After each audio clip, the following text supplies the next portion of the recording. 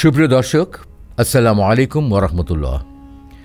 মহান আল্লাহ তাআলা তার ইবাদতের জন্য মানব জাতির পূর্বে জিন জাতিকে সৃষ্টি করেছিলেন, অথচ তারা আল্লাহর ইবাদত বাদ দিয়ে নিজেদের মাঝে হিংসা, ব্যভিচার, ঝগড়া বিবাদ সহ বিভিন্ন ধরনের অপকর্মে লিপ্ত হয়ে পড়েছিল, যে কারণে মহান আল্লাহ তাআলা তাদের ধ্বংস করে দিয়ে মানব জাতির সৃষ্টি করেছিলেন, যাতে তারা আল্লাহর কৃতজ্ঞতা প্রকাশ করতে পারে।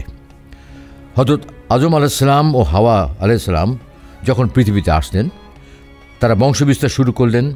শয়তান তাদের সন্তানাদিকে কুমন্ত্রণা দেওয়া শুরু করল এবং সে সফলও হলো।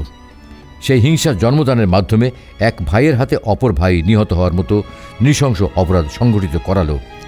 পৃথিবীতে সর্বপ্রথম প্রাণহানির অপরাধ সম্পর্কে মহান আল্লাহ তাআলা পবিত্র কোরআনে বর্ণনা করেছেন। আজকের এই পর্বে সেই ঘটনা বর্ণনার মাধ্যমে আমাদের জন্য শিক্ষণীয় নিদর্শনসমূহ খোঁজার চেষ্টা করব ইনশাআল্লাহ। হযরত আদম আলাইহিস সালাম এবং হাওয়া আলাইহিস সালাম যখন পৃথিবীতে আসলেন, তখন বংশ বিস্তারের জন্য মহান আল্লাহ তাআলা তাদের সন্তান দান করলেন। প্রতিবার গর্ভধারণের মধ্যে দিয়ে একটি করে পুত্র সন্তান এবং একটি করে কন্যা সন্তান জন্মলাভ করল, এবং পরবর্তীতে বংশ বিস্তারের জন্য তাদের মাঝে বিয়ের প্রয়োজন দেখা দিল। কিন্তু একই ঔরসজাত যমজ সন্তান হওয়ায় সম্পর্ক সূত্রে তারা একে অপরের ভাই এবং বোন, সুতরাং তাদের মধ্যে বৈবাহিক সম্পর্ক হারাম। তবে পৃথিবীতে তারাই প্রথম মানব সন্তান হওয়ায় তাদের কাছে দ্বিতীয়ত কোনো উপায় ছিল না। তাই তাদের মাঝে বৈবাহিক সম্পর্ক জায়েজ করার উদ্দেশ্যে মহান আল্লাহ তাআলা আদেশ জারি করলেন, প্রথমবারের পুত্র সন্তানের সাথে দ্বিতীয়বারের কন্যা সন্তান এবং প্রথমবারের কন্যা সন্তানের সাথে দ্বিতীয়বারের পুত্র সন্তানের বৈবাহিক সম্পর্ক সম্পাদন করতে হবে। বর্ণনা অনুযায়ী আদম আলাইহিস সালামের প্রথমবারের যে সন্তানদ্বয় ছিলেন তারা হলো কাবিল ও আকরিমা বা ইকরিমা, এবং দ্বিতীয়বারে যে সন্তানদ্বয় ছিলেন তাদের নাম হাবিল ও লাবুদা। অর্থাৎ নির্দেশনা অনুযায়ী কাবিলের সঙ্গে লাবুদা এবং হাবিলের সঙ্গে আকরিমা বা ইকরিমার বিয়ে দেওয়া বৈধ ঘোষণা করা হলো। তবে কাবিলের সহোদর যমজ বোন আকরিমা বা ইকরিমা ছিল অত্যন্ত সুন্দরী, এবং হাবিলের সহোদর যমজ বোন লাবুদা ছিল তুলনামূলকভাবে কম লাবণ্যময়।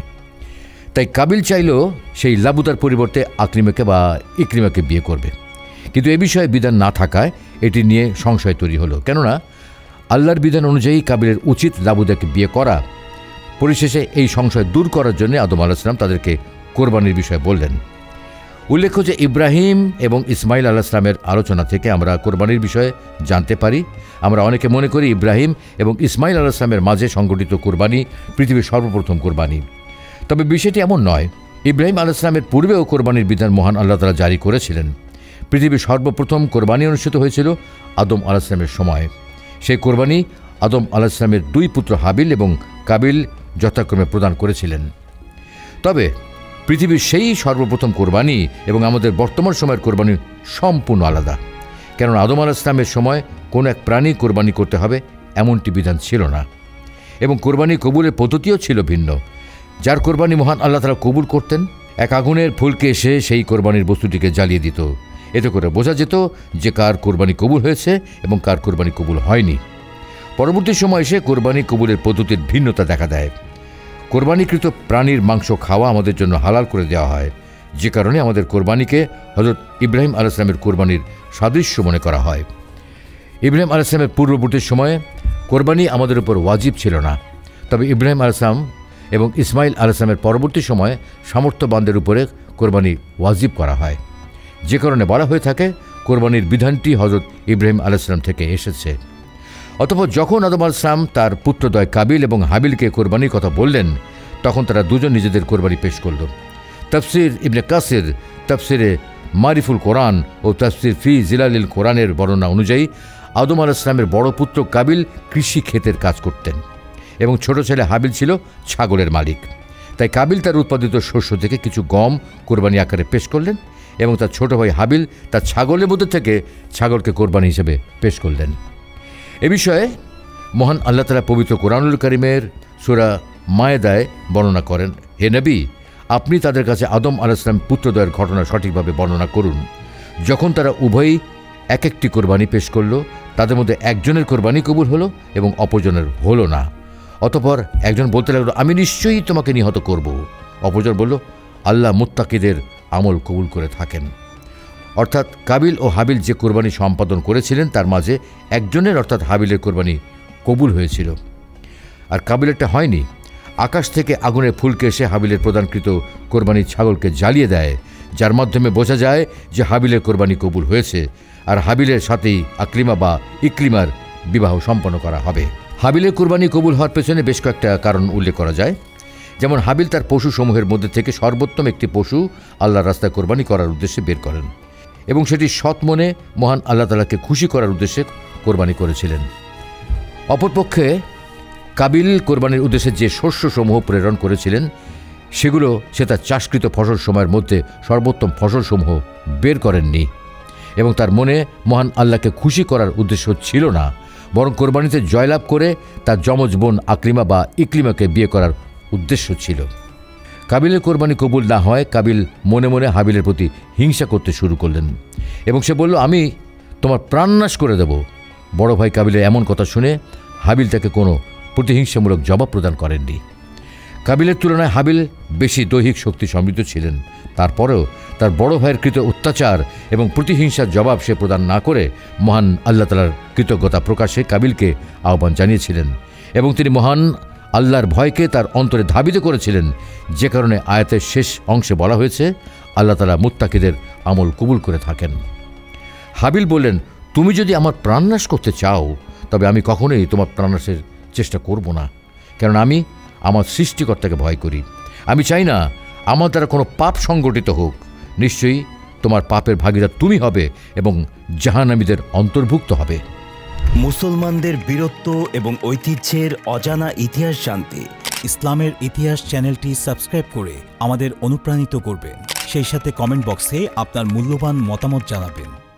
এই মর্মে সহিহ বুখারী ৭০৮৩, মুসলিম ২৮৮৮ হাদিসে বর্ণিত হয়েছে যে আবু বকর রাদিয়াল্লাহু তাআলা আনহু বলেছেন, আমি মুহাম্মদ সাল্লাল্লাহু আলাইহি ওয়াসাল্লামকে বলতে শুনেছি, যখন দুজন মুসলিম তাদের হাতিয়ার জন্যে পরস্পরের মুখোমুখি হবে, তারা দুজনেই জাহান্নামে যাবে।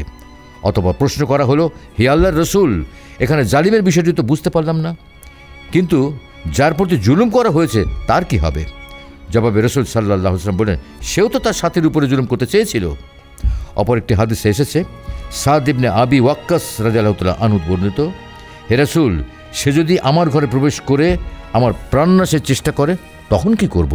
আমাকে জানান। রাসূল সাল্লাল্লাহু আলাইহি ওয়াসাল্লাম বললেন, তুমি আদম সন্তানের মতো হয়ে যাও। অতঃপর বর্ণনাকারী উক্ত আয়াতটি তেলাওয়াত করে শোনালেন, তুমি যদি আমার প্রতি আক্রমণ করো আমি তোমার প্রতি আক্রমণ করব না। আলোচিত আয়াত এবং হাদিস বিশ্লেষণ করে বোঝা যায়, হাবিল তার বড় ভাইয়ের প্রতি নমনীয়তার স্বভাব প্রকাশ করেছিলেন এবং মহান আল্লাহ তাআলার কথা স্মরণ করিয়ে দিলেন। তিনি জানালেন, কাবিল যদি তার উপরে চড়াও হয় তবে তিনি শান্ত থাকবেন, তার জবাবে কোনো প্রকার প্রতিহিংসামূলক আচরণ করবেন না, কেননা তিনি মহান আল্লাহকে ভয় করেন এবং কোনো প্রকার পাপের ভাগীদার হতে চান না। এর সাথে এটাও বললেন, যদি কাবিল তার সাথে বিদ্রূপ আচরণ করে এবং তাকে নিহত করে তবে সেই পাপের ভাগীদার সেই হবে। এর শাস্তিস্বরূপ তাকে জাহান্নামীদের অন্তর্ভুক্ত হতে হবে। হাবিলের প্রতি কাবিলের এমন হিংসাত্মক মনোভাবের প্রধান কারণ ছিল কাবিলের কোরবানি কবুল না হওয়া। তবে আমাদের সমাজে প্রচলিত একটি বর্ণনা পাওয়া যায় যেটি পুরোপুরি ভিত্তিহীন, যেখানে উল্লেখ করা হয় কাবিল তার যমজ বোন আকলিমাকে বা ইকলিমাকে বিয়ে করতে চাচ্ছিল, তবে বিধান অনুযায়ী তাকে বিয়ে করার অধিকার একমাত্র হাবিলের ছিল, যে কারণে হাবিলের প্রতি কাবিলের মনে প্রতিহিংসার জন্ম নেয় এবং উক্ত কারণেই কাবিল হাবিলের প্রাণনাশ করতে চায়। তবে মহান আল্লাহ তাআলা যেহেতু পবিত্র কোরআনে সরাসরি কোরবানির কথা উল্লেখ করে বলেছেন যে কাবিলের কোরবানি কবুল হয়নি, আর সে কারণেই কাবিল তার ভাইকে নিহত করতে চায়, অতএব কাবিলের এই প্রতিহিংসার মূল কারণ ছিল কোরবানি কবুল না হওয়া। অতঃপর কাবিলের কোরবানি কবুল না হয় সে নিজেকে লাঞ্ছিত এবং অপমানিত মনে করতে লাগলো, যে কারণে হাবিলের প্রতি তার মনের হিংসা বেড়েই চলতে লাগলো এবং একসময় তিনি দৃঢ় সংকল্পবদ্ধ হলেন যে তার ভাই হাবিলের প্রাণ সংহার করবেন। এবং যখন কাবিল জানতে পারলেন তার ভাই তাকে কোনো প্রকার বাধা প্রদান করবে না, তখনও তার মনে এতটুকু দয়ার সঞ্চার হলো না, বরং তিনি তার সিদ্ধান্তে অনড় থাকলেন এবং সে প্রতিহিংসার বশীভূত হয়ে ভাই হাবিলের প্রাণনাশ করে দিলেন। ইন্না লিল্লাহি ওয়া ইন্না ইলাইহি রাজিউন। এভাবে সংগঠিত হলো পৃথিবীর সর্বপ্রথম হত্যাকাণ্ড এবং কাবিল হয়ে উঠল পৃথিবীর সর্বপ্রথম প্রাণনাশকারী মানুষ। এ বিষয়ে মহান আল্লাহ তাআলা বলেন, অতঃপর তার নফস তাকে স্বীয় ভাইয়ের প্রাণ সংহারে বাধ্য করল এবং সে তার ভাইয়ের প্রাণনাশের মাধ্যমে ক্ষতিগ্রস্তদের অন্তর্ভুক্ত হয়ে গেল। কাবিল হল পৃথিবীর সর্বপ্রথম প্রাণ সংহারকারী মানব, যে কারণে অন্যায়ভাবে পৃথিবীতে যত মানুষের প্রাণনাশ করা হবে সেই পাপের একটি অংশ তার উপরও বর্তাবে। এই মর্মে হাদিসে বর্ণিত হয়েছে যে আব্দুল্লাহ ইবনে মাসুদ রাদিয়াল্লাহু তাআলা আনহু থেকে বর্ণিত, মুহাম্মদ রাসূল সাল্লাল্লাহু আলাইহি ওয়াসাল্লাম বলেছেন, যখনই কোনো ব্যক্তির অন্যায়ভাবে প্রাণ সংহার করা হবে তার পাপের একটা অংশ আদমের প্রথম সন্তান কাবিলের উপরেও বর্তাবে। এই হাদিসের মাধ্যমে দুইটি বিষয় প্রমাণিত হয়। প্রথমত, আদম আলাইহিস সালামের সর্বপ্রথম সন্তান ছিলেন কাবিল, এবং দ্বিতীয়ত, পৃথিবীতে যে কোনো অন্যায় প্রচলনকারী প্রথম ব্যক্তি পরবর্তীতে সংগঠিত ওই অন্যায়ের প্রতিটি পাপের একটি অংশের মালিক হবে। অর্থাৎ যে কোনো ফিতনা ফাসাদ এবং অন্যায় কাজ প্রচলন থেকে আমাদের বিরত থাকা আবশ্যক। অতঃপর যখন হাবিলের মৃতদেহ জমিনে পড়ে রইল, কাবিল লজ্জিত হলো এবং অনুতাপ করতে থাকলো, এবং কাবিল চিন্তা করতে থাকলো, কেননা এর পূর্বে কখনো কোনো মানুষ প্রাণ হারায়নি, তাই তাদের মৃতদেহ দাফন বা অন্ত্যেষ্টিক্রিয়ার প্রচলন তার জানা ছিল না। অতঃপর আল্লাহ তাআলা কাবিলকে শিক্ষা দেওয়ার উদ্দেশ্যে দুটি কাক প্রেরণ করলেন, যারা একে অপরের সাথে লড়াইয়ে যুক্ত হলো এবং পরিশেষে একটি কাক প্রাণ হারালো। কাবিল ঘটনাটি উপলব্ধি করেছিল। সে লক্ষ্য করল জীবিত কাকটি একটি গর্ত খুঁড়ে সেখানে মৃত কাকটিকে দাফন করল। কাবিল বিষয়টি পর্যবেক্ষণ করে নিজেকে ভর্ৎসনা করতে লাগলো, কেননা একটি কাকের মাঝে যে শিক্ষা রয়েছে সেটিও তার মাঝে নেই। একটি মৃতদেহের অন্ত্যেষ্টিক্রিয়া কীভাবে সম্পন্ন করতে হয় সেটি একটি কাক তাকে শিখিয়ে গেল। অতঃপর কাবিল সেই কাকটির মতো একটি গর্ত খুঁড়ে সেখানে হাবিলের মৃতদেহকে দাফন করল, এবং এভাবেই মৃতদেহ দাফনের প্রচলন শুরু হলো। দাফনের বিষয়ে সহিহ বুখারী ও মুসলিমের বর্ণনা অনুযায়ী রাসূল সাল্লাল্লাহু আলাইহি ওয়াসাল্লাম বলেছেন, একজন মুসলিম মারা গেলে তাকে গোসল, কাফন, জানাজার মাধ্যমে দাফন করতে হয়, এবং অমুসলিম মারা গেলে তাকে কাফন, জানাজা ছাড়াই মাটিতে দাফন করতে হয়। তবে কাবিলের সময় অন্ত্যেষ্টিক্রিয়ার প্রচলন না থাকায় হাবিলের গোসল এবং জানাজা করা হয়েছিল কি না এ বিষয়ে কোনো উল্লেখযোগ্য প্রমাণ মেলে না। কাবিল ও হাবিলের এই ঘটনাটা ঘটার সময় আদম আলাইহিস সালাম মহান আল্লাহর নির্দেশে কাবা গৃহ নির্মাণের কাজে ব্যস্ত ছিলেন। পরবর্তীতে আদম আলাইহিস সালাম যখন হাবিল এবং কাবিলের বিষয়টি জানতে পারলেন, তিনি অত্যন্ত কষ্ট পেলেন এবং কাবিলকে ভর্ৎসনা করলেন। অতঃপর তার সকল সন্তানদের একত্রে করে তিনি তাদের নসিহত প্রদান করলেন। পরবর্তীতে আদম আলাইহিস সালামের ঔরসে এক সৎ সন্তান জন্মলাভ করে, যিনি আদম আলাইহিস সালামের পরবর্তী সময়ে নবুয়ত লাভ করেছিলেন। আলহামদুলিল্লাহ, এই চ্যানেলের নেপথ্যে যারা আছেন আমাদের আলোকিত জ্ঞানীর বন্ধুরা, তাই আমি আপনাদেরকে অনুরোধ জানাবো যে আপনি যদি ভালো কিছু জানতে চান, ভালো কোনো বিষয়ে যদি জ্ঞান অর্জন করতে চান, সাবস্ক্রাইব করবেন এবং আরও একজন ভাইকে শেয়ার করবেন, যাতে করে আমরা সবাই মিলে ভালো জ্ঞান আহরণ করে একে অপরের সহায়তা করতে পারি, সুন্দর পৃথিবী গড়ার প্রত্যয়ে এগিয়ে যেতে পারি। তাদের জন্য দোয়া করছি এবং প্রত্যাশা করছি এই ধরনের জ্ঞানমুখী বিভিন্ন ডকুমেন্টারি তারা আমাদেরকে উপহার দেবেন এবং আমাদেরকে সমৃদ্ধ করবেন। ধন্যবাদ। কাবিল এবং হাবিলের এই ঘটনাটি আমাদের জন্য অনেক শিক্ষণীয় দিক উন্মোচন করে। হাবিলের কোরবানি কবুল হওয়ার ঘটনা বর্ণনার মাধ্যমে মহান আল্লাহ তাআলা আমাদেরকে শিক্ষা দিয়েছেন, সৎ ও একনিষ্ঠ নিয়তে মহান আল্লাহ তাআলাকে খুশি করার উদ্দেশ্যেই কেবল আমাদের কোরবানি প্রদান করতে হবে, এবং এক্ষেত্রে আমাদেরকে সর্বদা উত্তম বস্তু নির্ধারণ করতে হবে। কাবিলের এমন আক্রমণাত্মক মনোভাবের পরেও হাবিলের শান্তশিষ্ট ব্যবহার ও মহান আল্লাহ দিকে কাবিলকে আহ্বান জানানোর মধ্যেও আমাদের জন্য শিক্ষণীয় দিক নিহিত রয়েছে। এক মুসলিম অপর মুসলিমের সাথে, এক ভাই অপর ভাইয়ের সাথে এবং এক মানুষ অপর এক মানুষের সাথে কোনো প্রকার ফিতনা ফাসাদ ও ঝগড়া বিবাদে লিপ্ত হওয়া যাবে না। এবং মহানবীর হাদিস থেকে আমরা এই শিক্ষা পাই যে কেউ যদি অন্যায়ভাবে নিজেদের প্রাণেরও ক্ষতি করতে চায়, তবে আমাদেরকে হাবিলের পন্থা অনুসরণ করতে হবে। আল্লাহ তাআলা আমাদের সকলকে প্রতিহিংসামূলক প্রতিযোগিতা থেকে বিরত রেখে একে অপরের সাথে নমনীয় আচরণের মাধ্যমে ভ্রাতৃত্ববোধ বজায় রাখার তৌফিক দান করুন। আমিন। ইসলামের ইতিহাস পার্মানেন্ট মেম্বারশিপ বাছাই পর্বে আমাদের আজকের প্রশ্ন: পৃথিবীর প্রথম কোরবানি কে করেছিলেন? ক. ইব্রাহিম আলাইহিসসালাম, খ. মুহাম্মদ সাল্লাল্লাহু আলাইহি সাল্লাম, গ. হাবিল কাবিল, ঘ. মুসা আলাইহিসসালাম।